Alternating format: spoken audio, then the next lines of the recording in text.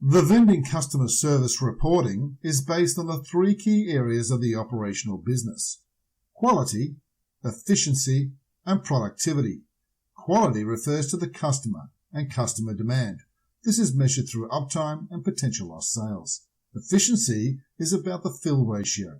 The higher the fill ratio, the more efficient it is for CCA to service. Productivity is about having adequate resources to meet demand and that those resources have enough work to sustain their earnings. The Vending Customer Service Scorecard is emailed daily to all vending management. So what are the key pieces of this information? First, it's about the customer base, the total equipment in field and the VOU penetration, where we target greater than 95% coverage.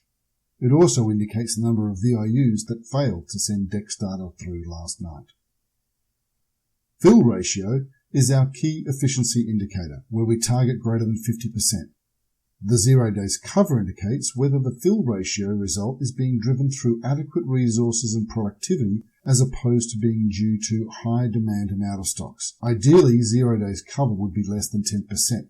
However, when it's greater than 15%, it generally indicates higher out of stocks and potential lost sales. Negative sales is an indicator of poor HHT data entry, showing the number of fills yesterday where a negative sale was produced. This impacts vending sales accuracy, generating cash variances, inaccurate commission payments to customers, inaccurate sales per day, impacting forecasting and next fill stock requirements, which ultimately impacts the driver efficiency and inaccurate driver payments. This really identifies more coaching and development required in the plan call adherence. Customer-facing issues. These are divided into two categories: fill quality and out of stocks. Fill quality is primarily about the contractor's influence, and out of stocks are influenced by the dispatch teams. Uptime represents the product availability from the consumer perspective as they stand in front of the machine. What percentage of the products are available to purchase? Potential lost sales represents the lost sales where the product is not available for purchase, and PLS per equipment enables the reader to do a comparison between the states.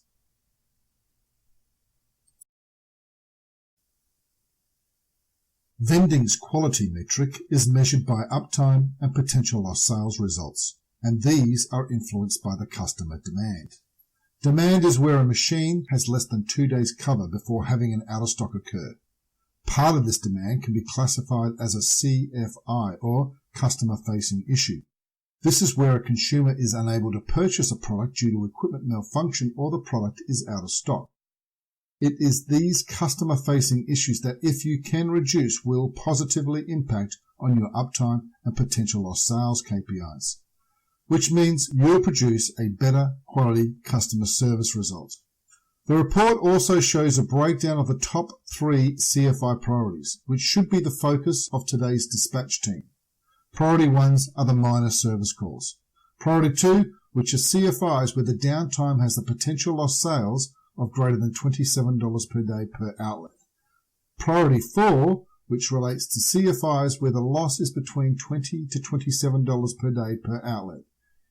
To influence these results, maximizing productivity is key, so a daily review of who worked yesterday, did they execute to the schedule, and do the schedule supply adequate work is displayed here. This snapshot shows a summary of the live NGV operational drivers report. What happened yesterday? It is based on the HHT software being used by the metro or regional drivers. Generally, metro drivers have schedules optimized and comply with the COR requirements. First, it shows the number of HHTs assigned and the number that were actually used yesterday. The next section shows how many visits were completed, with an average visits per driver. It also shows the compliance percentage. Compliance is based on the visit schedule versus actually completed. Note, if more visits are completed than were scheduled, an NC or non-compliance symbol appears. This relates to the chain of responsibility obligations.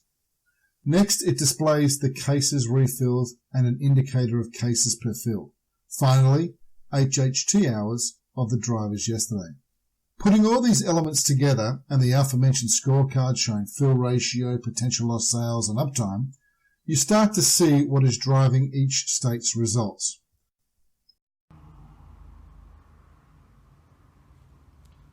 Hi, Stephen Carney, Vending Operations Manager, Victoria. This report provides an immediate and very quick review of improvement opportunities. For example, if 100% scheduling compliance was achieved, but the average hours was below 7, this would indicate productivity improvement opportunities in the dispatch team scheduling. Hi everybody, my name's Tim McCartney. I'm the Customer Service Manager in Victoria within the DTC Vending team. This gives us a great insight into the challenge of balancing chasing volume and sales and balancing the ever important key KPI of customer facing issues. We've had some great success in Victoria the last few months in balancing both of those important KPIs. It also gives us an insight into hours, BPs completing increased fills, which can potentially breach chain responsibility. So it's an exciting day for everybody. Get your head around this report, gives us great insight into driving increased sales and balancing customer facing issues and producing the best uptime result we can possibly achieve. Have a great day, and I'll talk to you later. Safety is paramount at CCA. In order with keeping people safe, CCA is committed to meet the chain of responsibility legislation obligations, covering fatigue, mass management, load restraint, and speed. All vending operational staff are required to complete the COR course in CCA online learning.